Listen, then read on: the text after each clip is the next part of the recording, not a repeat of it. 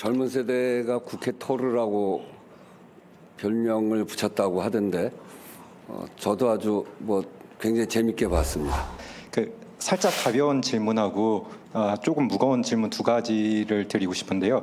계엄령 이후 지난 2주 동안 의장님의 활동이 주목을 받으면서 온라인상에서 젊은 세대를 중심으로 의장님을 마블 영화 시리즈의 캐릭터인 토르를 이제 빗대서 국회 토르라는 별명을 얻으셨는데요. 여러 가지 활동 중에서도 탄핵안이 통과된 후 의장님께서 하신 말씀이 제 개인적으로는 가장 와닿았었는데요. 여러분의 연말이 조금 더 행복하기를 바란다. 그리고 취소했던 송년회 재개하시기 바란다. 이 말씀에는 여러 가지 의미가 담겨 있었던 걸로 보이는데 당시 이 문구를 준비하실 때 어떤 생각과 배경이 있으셨는지 설명 부탁드리고요. 그리고 한 가지 조금 더 무거운 질문을 드리면은 서두에서 이제 개헌부터 탄핵까지 한국의 민주주의 회복 탄력성이 보여지고 있고 앞으로 이 과정을 넘어설 것이다라고 말씀하셨는데 이 최근의 정치적 사건을 넘어서 조금 더 이제 역사적인 맥락에서 보면은 1987년 한국이 민주화 이후에 많은 대통령을 선출했지만 그 대통령이나 아니면 가족들이 불우한 이제 불행한 엔딩을 맞이했습니다. 그래서 이러한 일이 매번 유권자가 잘못된 선택을 해서 이런 일이 발생한 것이 결코 아닐 거고요. 그렇다면 구조적이나 아니면 제도적인 문제에서 비롯된 것이 아닌가 하는 이제 그런 문제 의식도 있는데요. 이러한 문제를 완화하기 위해서 앞으로 어떠한 노력들이 필요하고 그리고 의장으로서 어떤 제안 또는 남은 임기 동안 이런 역할을 하시겠다 이러한 것들이 있으신지 생각이 있으시면 방향이 있으시면 의견 부탁드리겠습니다. 감사합니다. 네. Hi, I'm Kim Moo-sung from Al Jazeera, based in Qatar. I have one easy and one tough question. For the last 2 weeks, you have been under a great deal of spotlight and getting a lot of attention from the media and from Korean citizens as well, and especially among the younger generation. You have been highly popular compared to a hero in an action hero movie tour. And in your statement, you released a statement right after the passage of the impeachment motion, and in that statement you said the passage of this impeachment will will make you a little bit happier at the year-end period, and you also asked people to reorganize. Year-end gatherings or get-togethers that might have been canceled. And when you put that phrase, those sentences into your statement, what did you think? I would like to ask the background behind that decision. And the second one is a bit tough one. You said the entire process for the past 2 weeks demonstrates the democratic resilience that Korea has. But looking back on the past Korean history, since the democratization in 1987, we have seen a number of presidents and their families. They faced very unfortunate endings. And I think it's not like voters made wrong choices every time. And I think it has something to do with systemic or institutional flaws. And what proposals do you have to address these structure or institutional flaws and problems? And what will you do as a speaker to address this issue for the remainder of your term? 젊은 세대가 국회 토르라고 별명을 붙였다고 하던데 저도 아주 굉장히 재밌게 봤습니다. It was really interesting to see the younger people calling me Tor in the National Assembly. 그 관심에 대해서 고맙기도 하고 또 젊은 사람들 속으로 들어간 것 같아서 기쁘기도 하고 그렇습니다. I really appreciate all the attention towards me, and I also feel like getting younger, being part of the younger generation.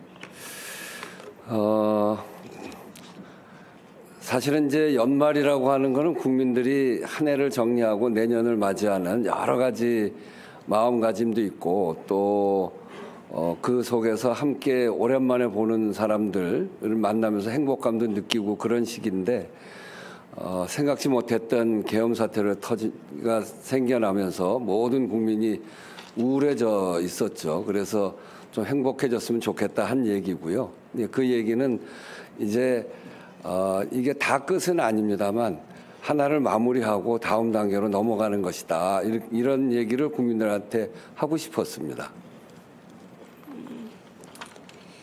Like this time of year end, it is time for us to wrap up what has happened in the past year and then prepare for the coming year.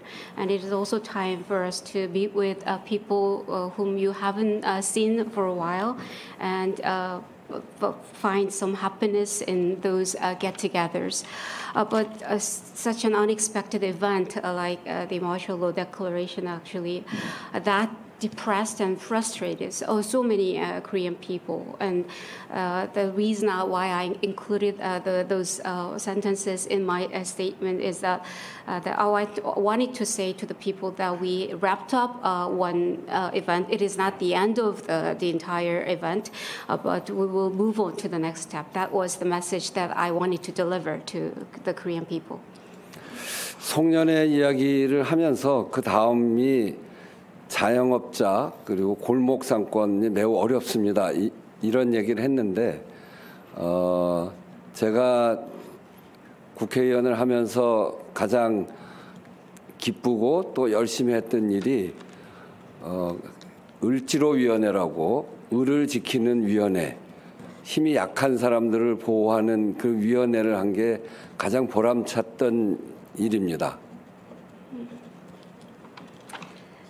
And then right after that, I told people to plan again their year-end get-togethers because the self-employed and like small business owners they are faced with great economic difficulties at the moment. That is why I told them to replan their year-end get-togethers. In fact, I've been involved in many parliamentary activities in my long political career, but one area that I feel great pride in, and I feel great reward, very rewarding, is my role as the chair of the Ulchiro Committee. Ulchiro Committee was established to promote and protect the interests of the weak, the underdogs in our society. And actually, that work has given me a lot of joy and really rewarding feelings throughout my political career.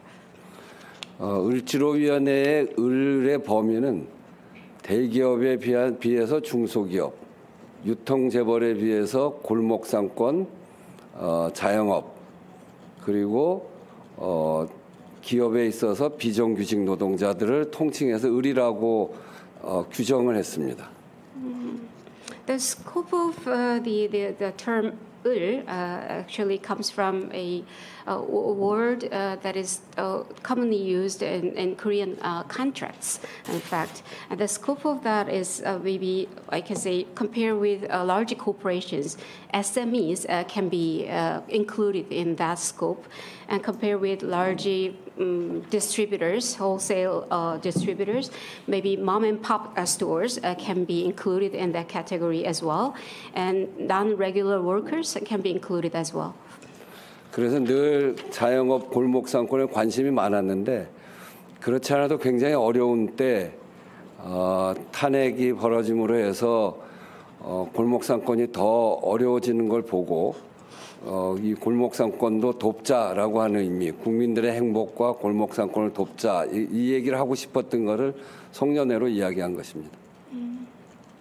That is why I have been always keenly interested in issues related to the self-employed and mom-and-pop stores. But at a time when they can enjoy like special demand at the year-end period, the sudden declaration of martial law actually made their life very difficult at the moment.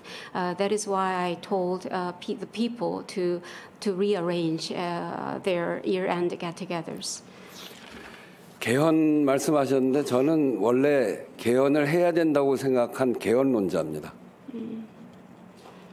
You also asked me about how I can deal with the systemic or institutional flaws in our democracy.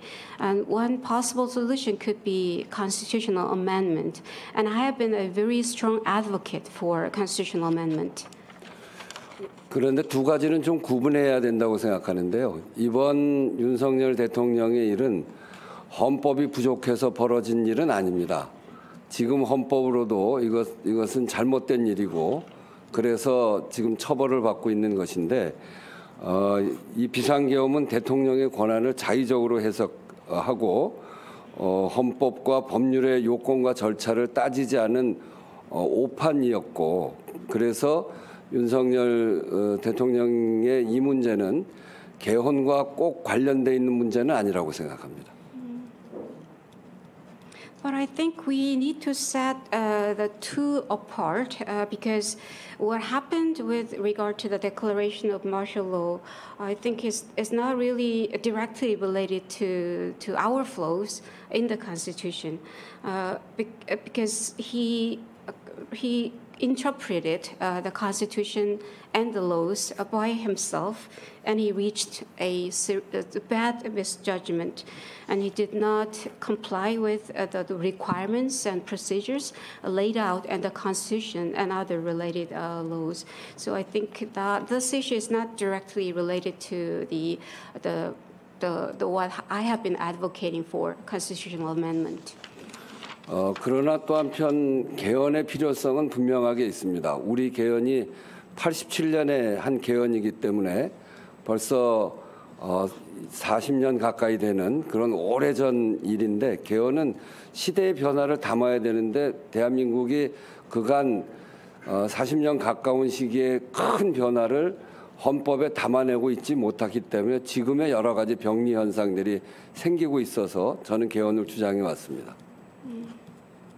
But on the other hand, there is a need for us to amend our constitution.